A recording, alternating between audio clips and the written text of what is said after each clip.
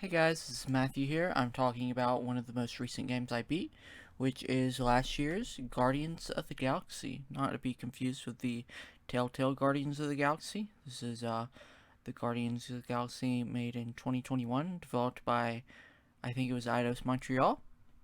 And to give my thoughts on it, is it good, is it bad, yada yada yada. I'm sure if you're watching this, you already know. General consent general consensus on this game is good. Uh, it had a bunch of best narrative nominations. Eidos Montreal has a history of good games, being Deus Ex and Tomb Raider. Or Tomb Raider's Crystal Dynamics, but Deus Ex has always been really good. Uh, the conception around this game before launch was yikes, yikes, we don't like this game. And that's because Marvel's Avengers was bad. It was really bad. And that was developed by Crystal Dynamics. So everyone was like, live service, we don't like this. Even though the gameplay looked good before launch. And there was a lot of general fear about this game. And obviously by now, we all know it was fully single player, no multiplayer elements, and it was a blast. But let's give my thoughts on it. Uh, I'm gonna start off with the biggest thing is the narrative. This is a single player story based game, and it did get best narrative nominations. I am here to say I don't think the story was that good, but I also think it was really good. Now, those two statements very conflicting. You're like, huh? You didn't like the story? This game is built upon its good story. And I say, no. This game is built upon its characters. This game, the main villain is a cult, Magus, uh, and it's kind of weird because I feel like I bring this up every video. I don't like cult stories. I think cult stories are bad. I don't think this is any different.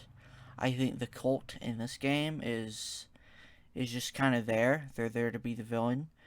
Uh, but I think even though the story is bad, the narrative is strong because of the characters. Peter, Gamora, Drax, Mantis, Rocket, especially. I mean, they're all good characters. Nikki and Peter's ex girlfriend. The characters propel the story, so they carry a bad narrative, and they're just they are extremely well written. And of course, this does leave a question: if the characters propel the narrative and make it good, then why is the narrative bad? Well, let's start off. I don't think the villain's interesting. We don't really know anything about him. He's just a villain, and he provides a service to make Nikki a bad guy and give her internal turmoil and talk about what it's like to lose a mother. Uh, but the villain's not interesting. I mean, the cult just isn't interesting. And it starts off with everything is proactive from the characters. So let's go to Lady Hellbender. Let's go back to the ship to pay our fine. It's all character driven. Nothing about paying the fine is interesting. Nothing like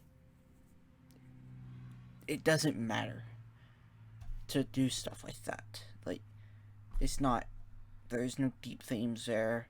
There's it's character driven. I mean, it's how do you feel emotionally about this stuff, people, and that is why the story is propelled by the characters. So those same characters of the movies. Peter, he's quippy.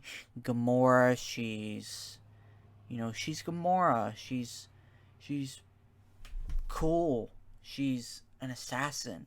Drax, he's funny. He has a bit more emotional depth than the movies, definitely, because it definitely goes into more about how he feels about this.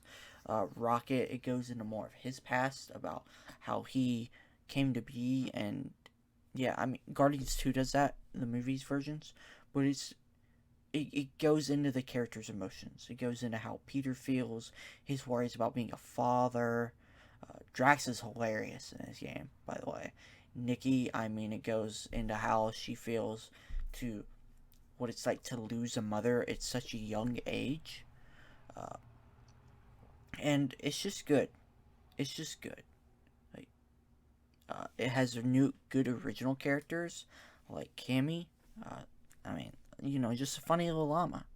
I mean, there's just heart there. There's just heart in this game. Adam Warlock, he hasn't been introduced in the MCU yet, but I mean, it makes him out to be this noble dude. I mean, the characters are great. I don't want to spoil it, but let's move on to gameplay now. Now that we've discussed the story, the gameplay is single player only. Obviously, you only play as Peter Quill, and you control the other Guardians in the way where it's like you can tell them to do something. So it's like Rocket, throw a bomb. Gamora, slash this guy. Drax, move this stuff. And it's just stuff like that. And it doesn't sound as fun as it is on paper.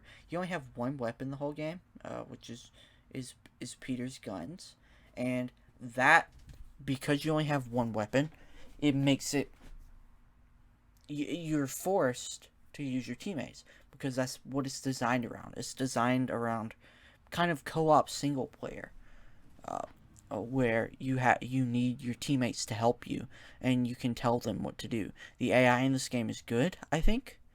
The way they help you and the way they fight, and yeah, it's a really unique system where you're like, hey, go here, attack this, and they have some interesting puzzles with this outside of just the fighting and the gunplay. It's like, Gamora, help me get up this ledge. Drax, move this rock. Groot, make a bridge for me. Rocket, use the vent. And it has some interesting puzzle solving mechanics by the ability to use your teammates. And it's just really fun, I think. It's nothing I mean, the system of using your teammates, I think, is pretty unique. I can't think of anything else quite like this, and I think they did a really good job designing it. It has some other things. There's customization. You can use you can find outfits. You can get stuff to craft. I don't think there's enough stuff to craft in this game. By the end, I've crafted everything, and I was finding excess, and I'm like, what do I do with this? But I think the gameplay is generally fun. Let's talk about the music. This game is propelled by licensed music in a way a lot of games really aren't nowadays. Most days it's all about OST, creating atmosphere, but this game is pretty centered around licensed, I think, like 80s music, and it does it such not disservice. It does it such a service. It creates an atmosphere in the way I would usually think using licensed music is a bit, cheap's not the right word, but lazy. But this game does it in a way where it's not lazy. The licensed music creates atmosphere. I mean, it just makes it feel cinematic. When you're driving the ship and you got this music playing in the background, it just feels good and it sounds good, and it really puts you in the moment in the way where I think it was a better choice to have a lot more licensed music than original soundtracks. And yeah, the music's good.